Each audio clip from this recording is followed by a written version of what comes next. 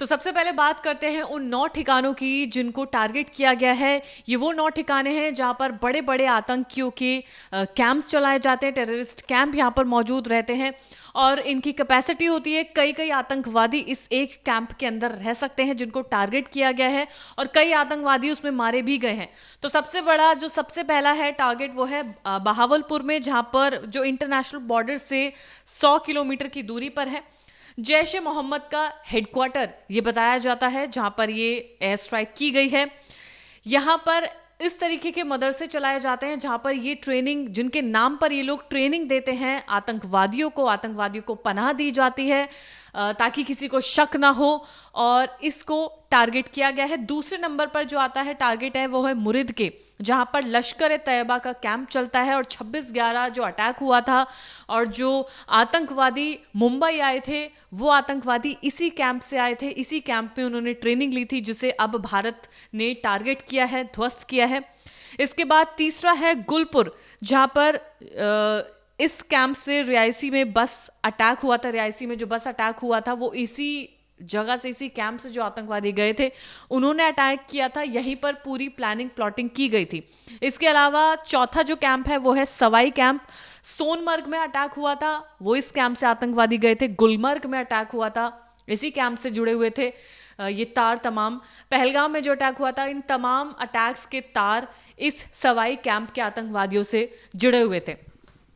इसके अलावा एलईटी का ये हाइड आउट भी है जो सवाई कैंप है, इस पर टारगेट किया गया है। इसके बाद आता है बिलाल कैंप, कोटली कैंप पर टारगेट किया गया है, बरनाला कैंप पर टारगेट किया गया, सरजाल कैंप पर टारगेट किया गया है और आखिर में आता है महमूना कैंप। ये जो 9 कैंप्स हैं इन पर टारगेट किया गया है, एयर स्ट्राइक जो की गई है। ये वो मेन कैंप्स हैं, ये वो मेन गढ़ हैं जहां से ये पूरा आतंकवाद ऑपरेट होता है। और ये तमाम आतंकवादी, चाहे पहलगाम पर अटैक किया हो, सोनमर्ग में अटैक किया हो, मुंबई में अटैक किया हो, ये तमाम आतंकवादी इसी कैंप से निकलते हैं। 3 संगठनों को टारगेट किया गया है, 9 जगहों को टारगेट किया गया है। 9 जगह मैंने आपको बताई, 9 कैंप्स आपको बताए। जो 3 संगठन है वो है जैश ए मोहम्मद का संगठन, लश्कर ए तैयबा और हिजबुल्लाह मुजाहिदीन। ये 3 संगठनों को टारगेट किया गया है। जम्मू और कश्मीर के युवाओं के हाथ में राइफल, AK-47 बंदूकें देने वाले यही 3 मेन संगठन हैं जिन्होंने इस पूरी आतंकवादी कौम को काफ़ी ज़्यादा फैलाया है, पनाह दी है, लोगों के अंदर हिंसा फैलाई है और नफरत का माहौल इन्होंने फैलाया है।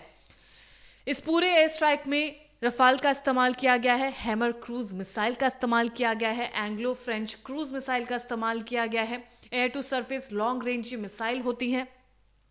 समुद्री सीमा से अटैक लॉन्च किए गए हैं। ये जो अपडेट लगातार सामने आ रहे हैं वो हम आपको दे रहे हैं कि किस तरीके से ये पूरा ऑपरेशन सिंदूर चलाया गया है, जो अभी तक नहीं रुका है। नेवी शिप से वॉरहेड लॉन्च किए गए हैं। इसके अलावा बहावलपुर में जैश के ठिकानों पर यह हमला किया गया है। जैश ए मोहम्मद के ठिकानों पर यह हमला करना सबसे महत्वपूर्ण था अब तक के पूरे एयर स्ट्राइक में। जैश ए मोहम्मद जो खुद में एक सबसे बड़ा गढ़ है आतंकवाद को फैलाने का। लाहौर के पास मुरिदके पर यह हमला किया गया है जो लश्कर ए तैयबा का हेडक्वार्टर माना जाता है, जहां से तमाम आतंकवादी ऑपरेट करते हैं। इसी हेडक्वार्टर के एक इशारे पर हमले किए जाते हैं। यहाँ इन लोगों की ट्रेनिंग होती है। मुजफ्फराबाद में ठिकानों पर हमला किया गया है, कोटली में भी लश्कर के ठिकानों को हमला किया गया है। हेडक्वार्टर्स में मदरसे चलाए जाते हैं, मदरसे के नाम पर लोगों को गुमराह किया जाता है और उनके अंदर आतंकवादियों को ट्रेनिंग दी जाती है, वहां पे तमाम ट्रेनिंग दी जाती है। तो 3 बड़े बड़े संगठनों को जो टारगेट किया गया है, भारतीय सरकार ने 3 सेना इसमें लगातार लगी हुई थी, नेवी, एयरफोर्स और आर्मी। इन तीनों सेनाओं को ने कोऑर्डिनेट करके पूरा अटैक किया है। ग्राउंड इंटेल पर काम किया गया है, लोकेशंस के लिए स्पेसिफिक कोऑर्डिनेट्स पर यह काम किया गया है, अटैक किया गया है। सीमावर्ती जो लोग हैं वो अपने सेफ हाउस में जा चुके हैं, क्योंकि पहले से सबको पता था भारत अटैक करेगा।